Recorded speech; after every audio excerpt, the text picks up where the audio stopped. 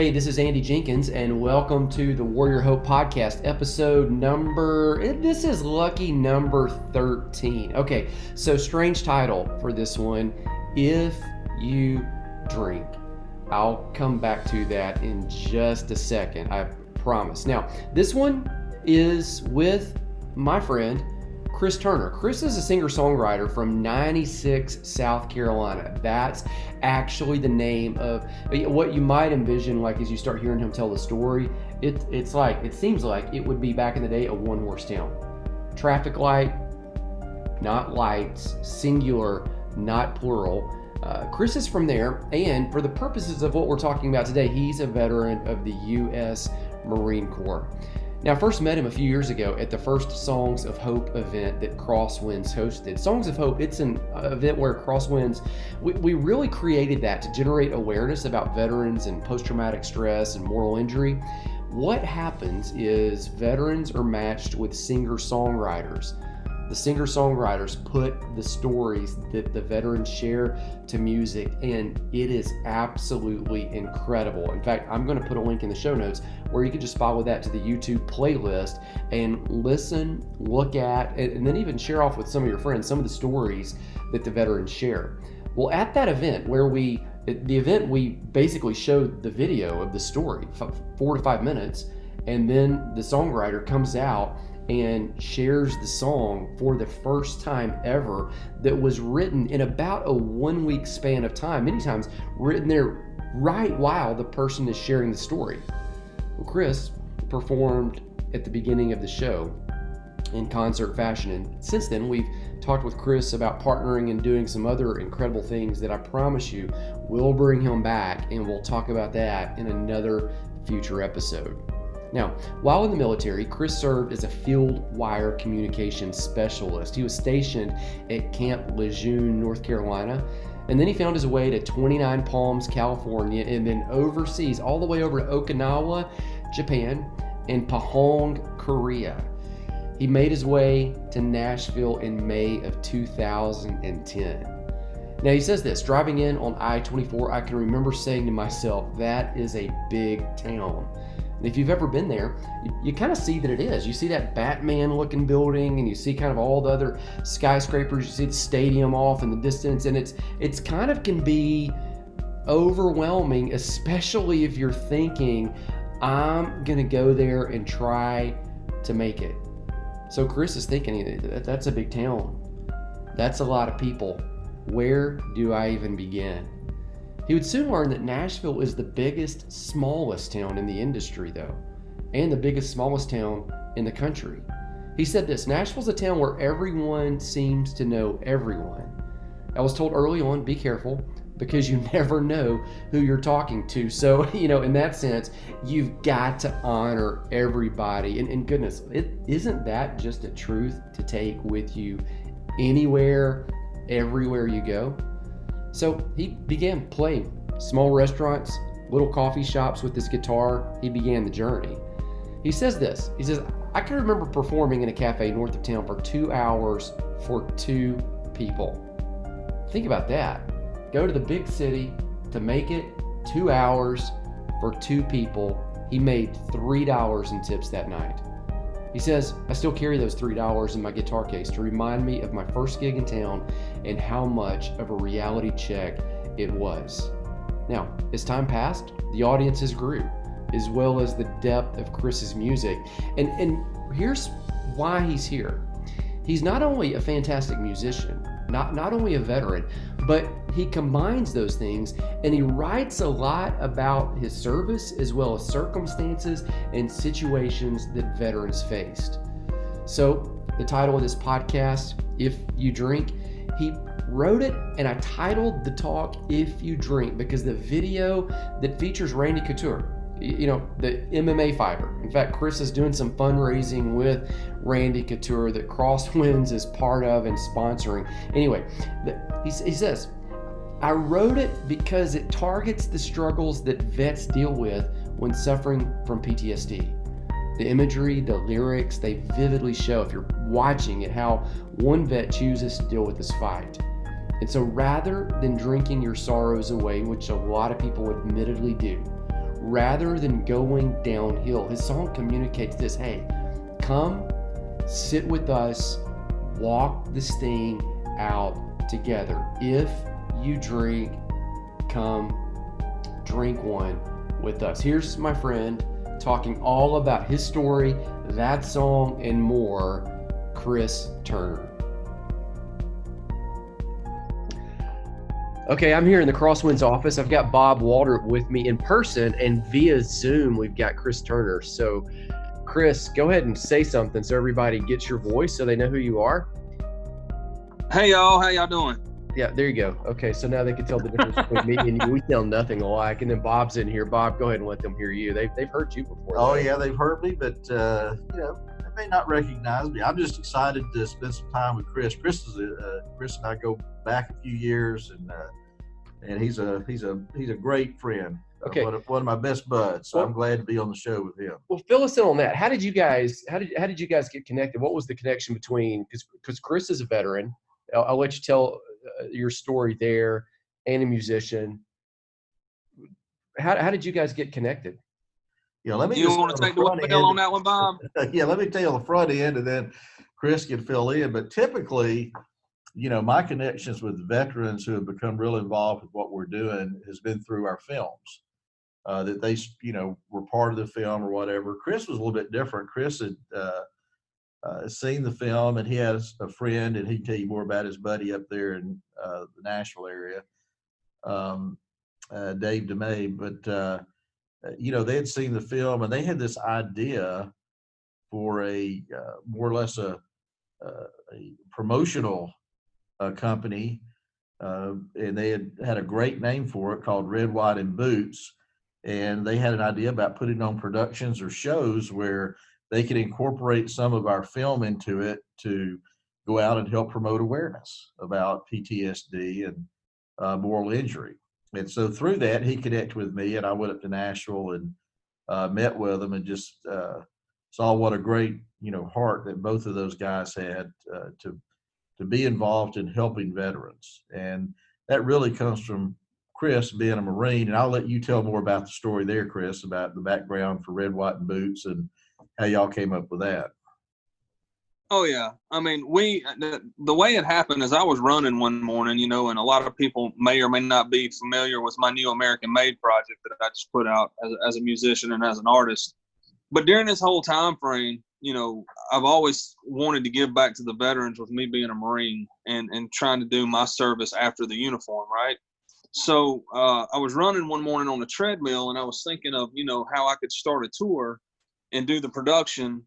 And Dave and I had talked back and forth about it, and I just got this vision. I was like, man, this vision popped in my head called Red, White, and Boots, because whenever I'm running or exercising is the only hour of the day that I can just get completely inside of my head to where I'm just completely focused and I can think.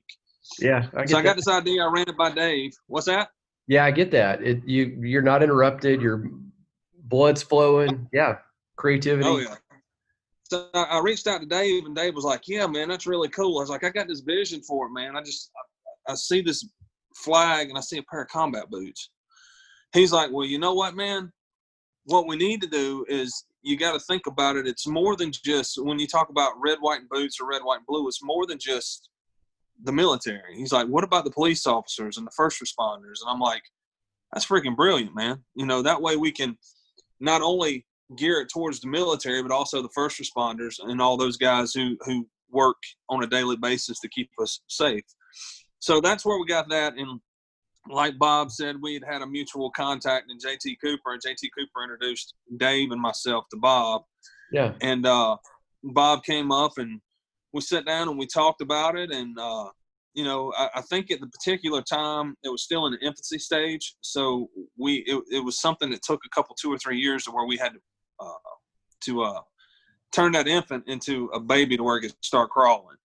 And thankful to Crosswinds Foundation for allowing us to be a part of it. And it really means the world to me, Bob, that you guys are allowing us to take this brand and do what we do, because, after the uniform, I mean, it's one thing to serve, but the true question is, once a Marine, always a Marine. So we never leave a man on the battlefield.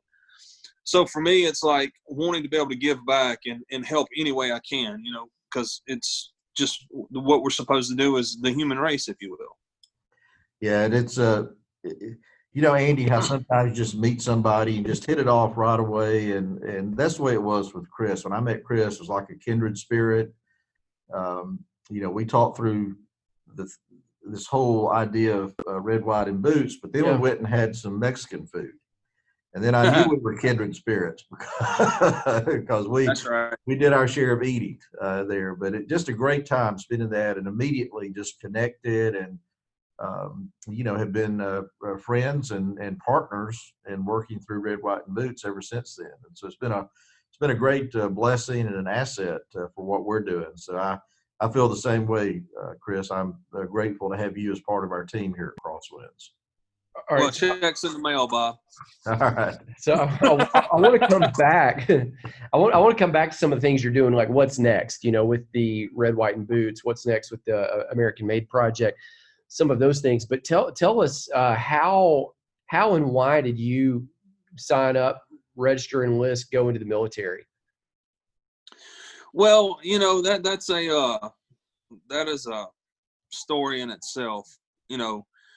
Whenever I was growing up, I come from a little town called 96, South Carolina. We got 2 Red Lights, a Hardee's, and a Piggly Wiggly, which the Hardee's burned down, and I think they're replacing it with a Burger King now. But we're small. We had high school football, and there wasn't really a whole lot to do in my hometown. So, outside of going out and partying on dirt roads and throwing bonfires, it's like, man, it's either that or I'm going to be driving a log truck the rest of my life. And, stretching barbed wire, slinging square bales of hay. I just thought that I wanted to do something more than that. And I've always, since I was a teenager, I've still got the folder to where I would just write. I didn't know how to play guitar at the time. I didn't learn how to play guitar until I joined the Marine Corps. But I would just write like poems and what I thought might be able to be songs. And I still got the folder, and I go back and look at it from time to time. And so I've always felt like that. One, I wanted to be in Nashville, but 2, I knew I had to get out of the hometown. And whenever I was coming up, we didn't really have a whole lot. So I knew if I was ever going to leave, I was going to have to join the military. And my dad looked at me one time and he's like, son, if you got any sense about you whatsoever, you'll join the military and go off and spread your wings. So I was like, well, if I'm going to join, I'm going to join what I tend to think is the coolest and the baddest branch of them all. And if I can make it, great. If I can't, I can't. So I joined the Marine Corps, and, for me, I tell everybody, you have the day you was born, but the day that I was truly born was August 22nd, 1997. That's the day I graduated boot camp. Because your whole life leading up to that point, after you become a Marine, is just like, it's still relevant, but you don't really, the Marine Corps with boot camp, it teaches you how to grow up really, really fast. And that's what it did for me. And we'll talk about that. Explain that a little bit before you go on. Like what's something that, if I'm just saying that I really took from it. Yeah. Explain that. Explain what you took from boot camp. Well, what I took for it was I learned how to be disciplined. Okay. I learned how, once you're assigned a mission, nothing else matters. You see the hill, you take the hill. You carry on no matter how tough it is, no matter how hard it is. And that's where I get a lot of my drive from today. I also learned about teamwork. I learned about having brothers, camaraderie, integrity, just what I like to call the founding staples of just of my internal being. How to never leave a man behind, always operate as a team. You know what I mean? So I think for me, and I played sports in school. I played high school football, baseball, soccer, basketball, all that stuff.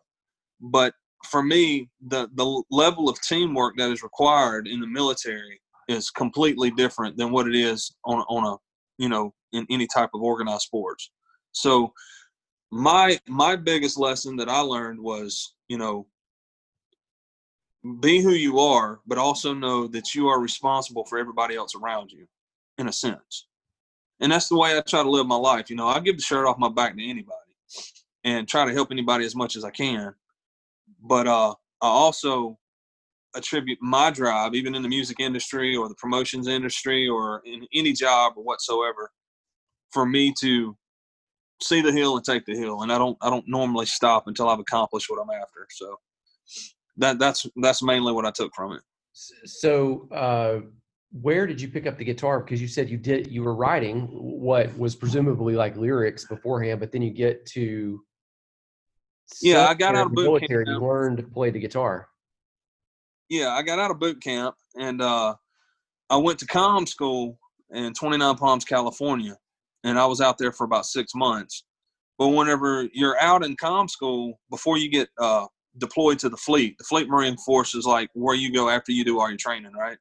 You go to your duty station, and that's where you'll be stationed at until they rotate you out of it. So my girlfriend, the story, to back up for a minute, another reason I joined the Marine Corps was I had a girlfriend at the time, and I already had this conversation with my dad about joining, right? She broke up with me. I went to the recruiting office and told the recruiter, if we're going to do it, we're going to do it now. He actually had a ship date for the next morning. I signed the papers, and I left for boot camp the next morning. Oh, less than 24 hours. Yeah, I signed the papers at 8 o'clock at night, and I was on the footprints at 4 o'clock at Parris Island the next day. Oh, wow. So but your dad now already, so this wasn't like you ran away. Like your dad had been having this conversation. Right. Okay, so I imagine the girl that's in the equation's probably not happy about all that. Well, we split up, and then, I just needed to get as far away as I possibly could. And that was kind of like my breaking point. But to fast forward, whenever I got done with comm school, at the end of it, you get to choose the duty station you want. So I picked Okinawa, Japan, San Diego, California, and Camp Lejeune, North Carolina is my last one because, that's three very different options though. Right. Exactly. So what's the logic there? Well, I wanted to be as far away from her in South Carolina as I could be. So that's why I chose Okinawa. Okinawa. Okay. So I was like, well, if I can't get Okinawa, if I get San Diego, I'm still far enough away from her. I mean, yeah, one more step, you're in the water. So. Yeah. But then I was like, well, if I get Camp Lejeune, then that just means the other two are crowded, and I'm just going to have to deal with it and, marine up and be done with it, which Camp Lejeune was only like 5 hours from my hometown. Okay. But luckily enough, I got orders to go to Okinawa, and I was stationed at Camp Hansen, and I was there secluded for a year. And when you're over there, you can't leave the island.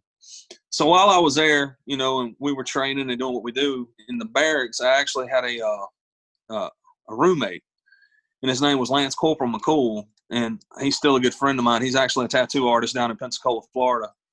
And I told him, I was like, man, I've always wanted to learn to play guitar because I saw him playing guitar in the barracks. And his roommate actually had a guitar that he was getting ready to rotate off the island to come back to the States.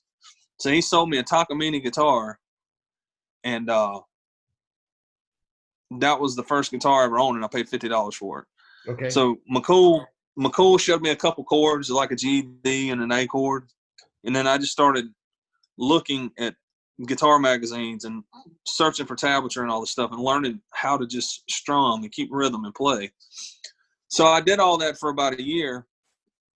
And then whenever I got back to the States, I actually brought the guitar with me. And then I started playing bonfires and campfires or around the barracks, and we'd hang out, and other guys would bring their guitars out, and we'd pick and we'd sing, right? So, but while I was in Okinawa, I got deployed to South Korea and South Korea. So I did about 50 days in South Korea for a little while. And then I went back to Okinawa, and then I got deployed to Camp Lejeune because that was my duty station. So they had changed my permanent change of station to Camp Lejeune. So whenever I got back to Lejeune, it was really awkward because the first time I came home in a year and a half, I walk into Walmart. Guess who's standing there? Yeah. The girl who broke my heart. Oh my God, you look so good. We got to get together. I'm like, look, I got 10 days at home. I got to go see the family. I'll catch you on the flip side.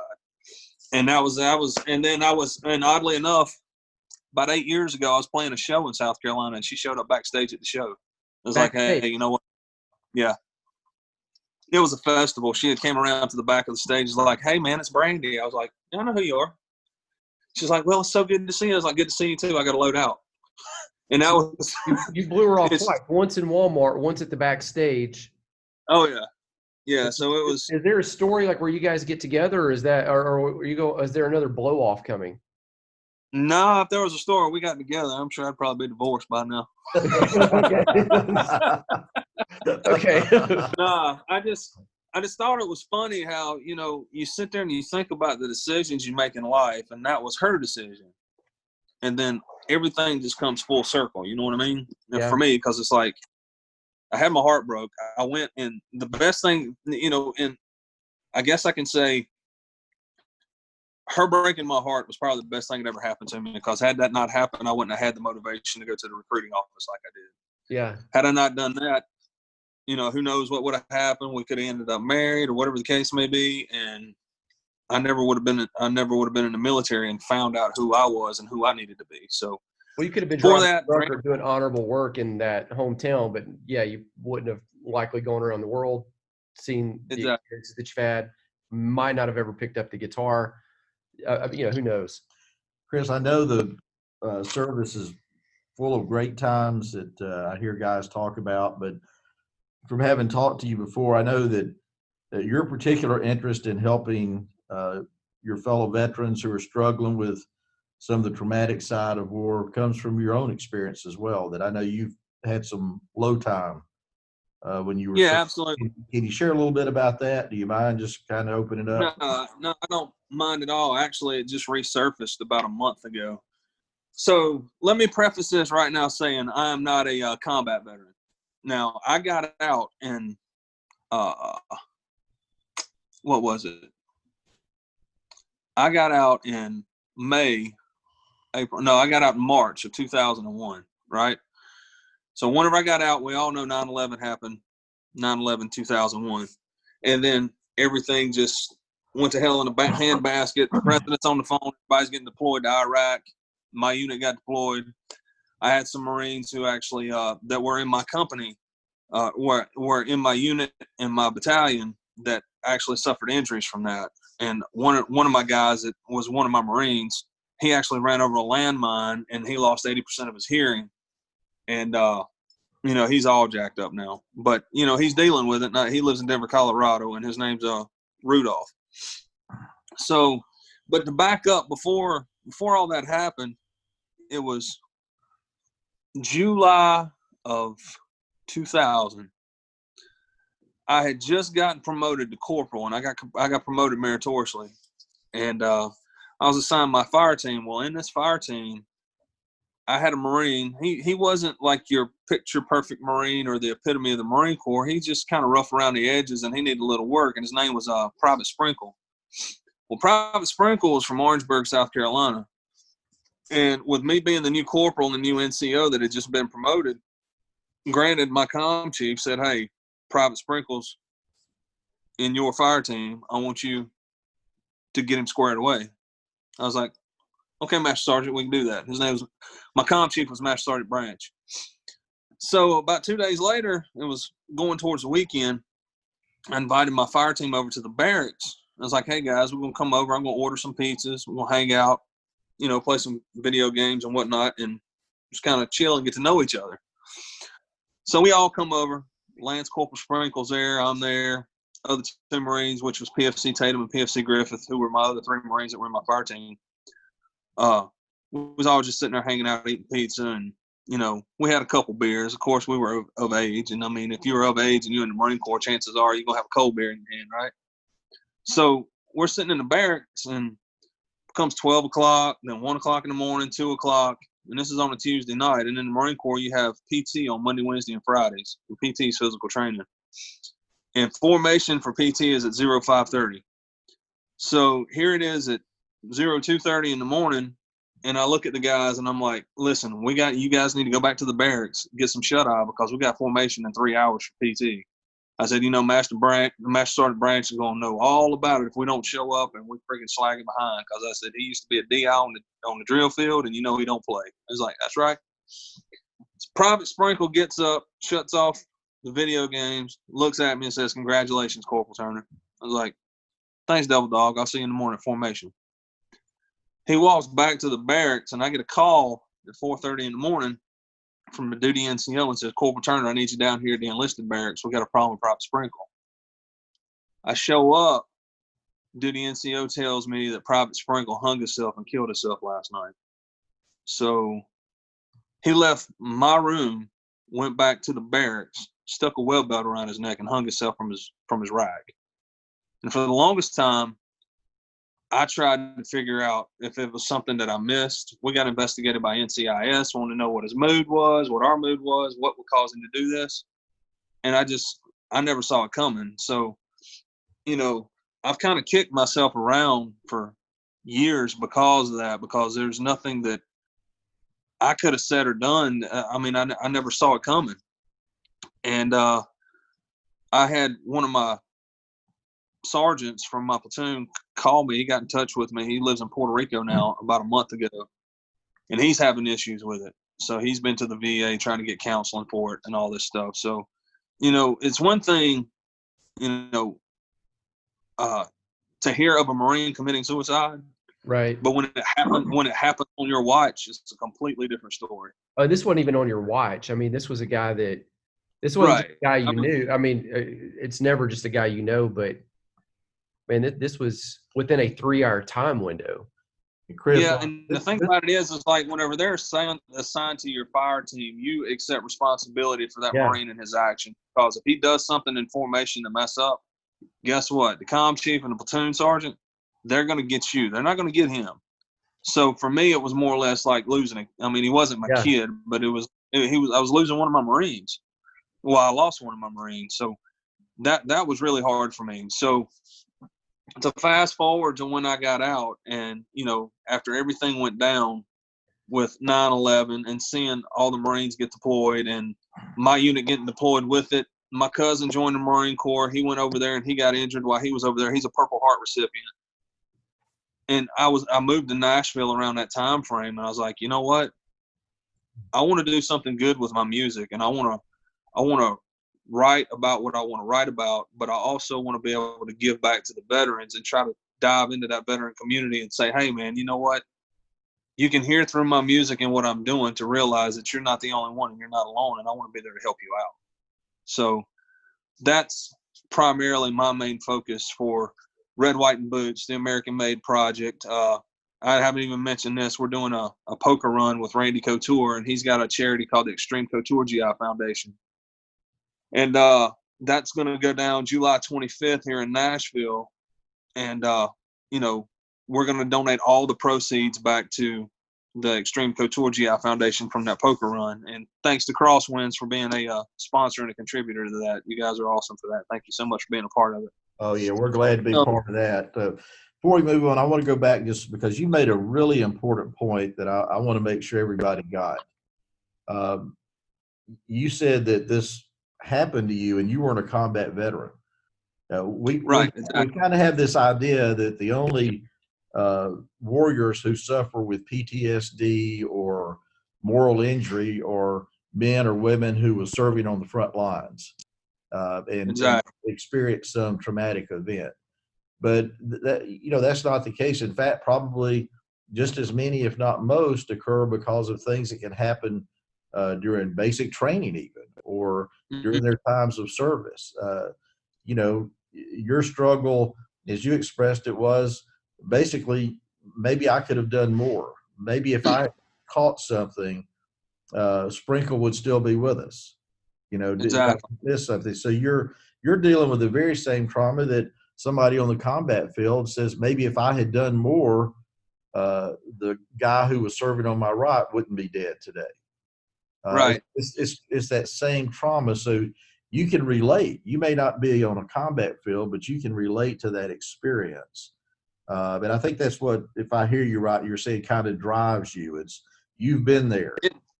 It does. And I mean, to take it one step further, Bob, a lot of people fail to realize, like, the firefighter who rescued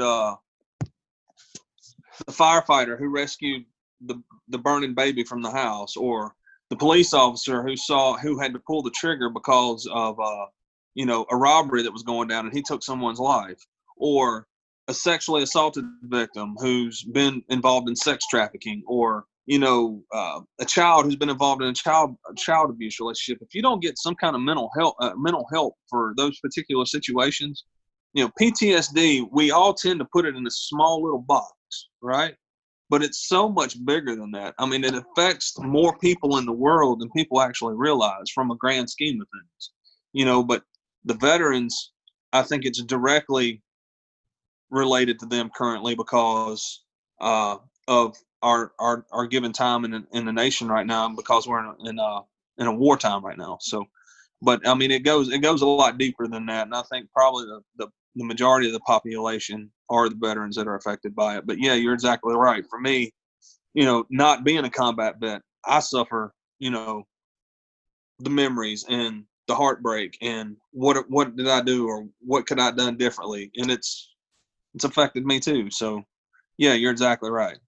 Yeah, and I love the fact that you do try to help through your music, and I get that.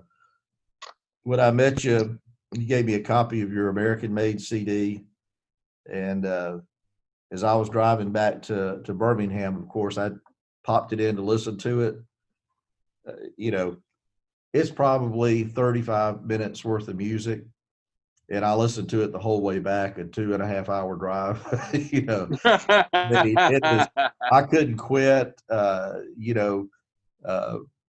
got home and I told my wife, I said, you got to hear this. This guy is great. I mean, this music is tremendous. And I popped it in for her, and she's like, oh my gosh, he's as good as, and she starts naming all kind of, guys on the radio with hits and all. And it's really fantastic music. I love your music, but I love the message of your music as well. And there's one song on there in particular that maybe you might tell a little bit about, that's really talking about that vet who's feeling down and out or by himself. And you developed a little message for him in one of your songs that I know that Randy Couture you talked about was instrumental in helping you put on video.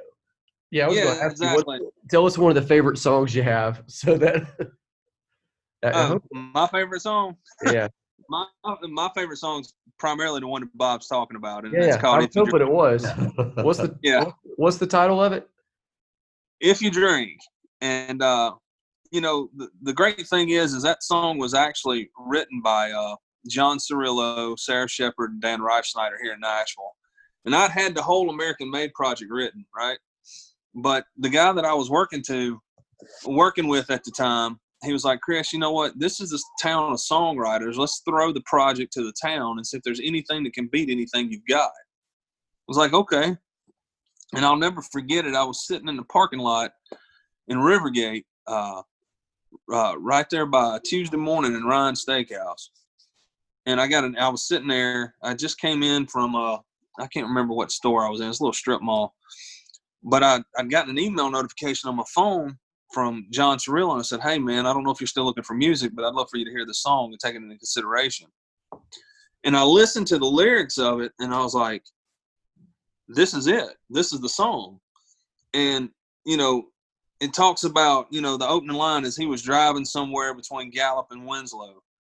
And my first thought was, okay, this is really cool. But then when we got to the chorus, it's like, if you cheat, hope it's death that you're cheating. If you lie with someone you love. If you fight, do it for the right reasons. And if you drink, come drink one with us.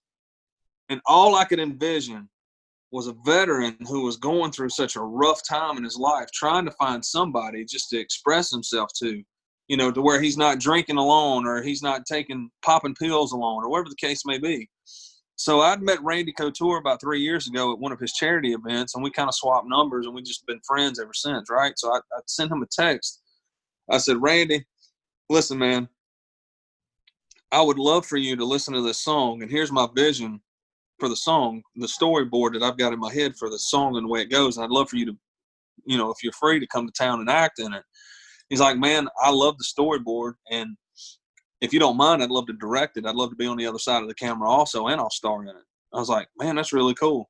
So he came to town, and we shot the video. Well, to preface it, the video is about a veteran who wakes up, and if you watch the video, you'll see a bottle of pills and a bottle of Jim Beam Black beside the bed in a hotel room, or a raggedy old hotel room that he's laying in. He picks up the pills, and he throws them in the trash, and the bottle of whiskey's sealed completely tight. So he grabs a bottle of whiskey and he goes off on a drive, and he comes across this VFW, and a bunch of his buddies are in there, and they're sitting around and they're hanging out. Well, then he leaves the VFW and he drives to the Vietnam War Memorial. When he gets to the memorial, he's got the bottle of whiskey with him, and he's searching on the war memorial for a buddy of his, and he finds him, and then he pops the top on the whiskey and takes a drink. So it's not the meaning is a lot deeper than just drinking whiskey and hanging out at a bar. It's more or less like he was trying to search for some kind of clarity through his friends to deal with the pain and the suffering that he was suffering so much from in this particular video, the Vietnam War. And whenever he finds his buddy, he drinks one with his buddy. So that kind of capped it all off.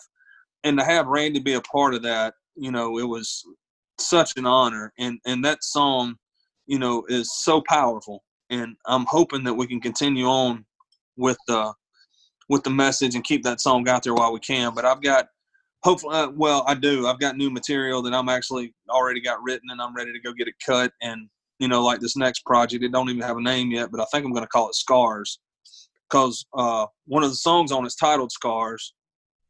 And then another one's called God Loves Me, and a song called Hero. And I think we're toying around with a song called Little Things.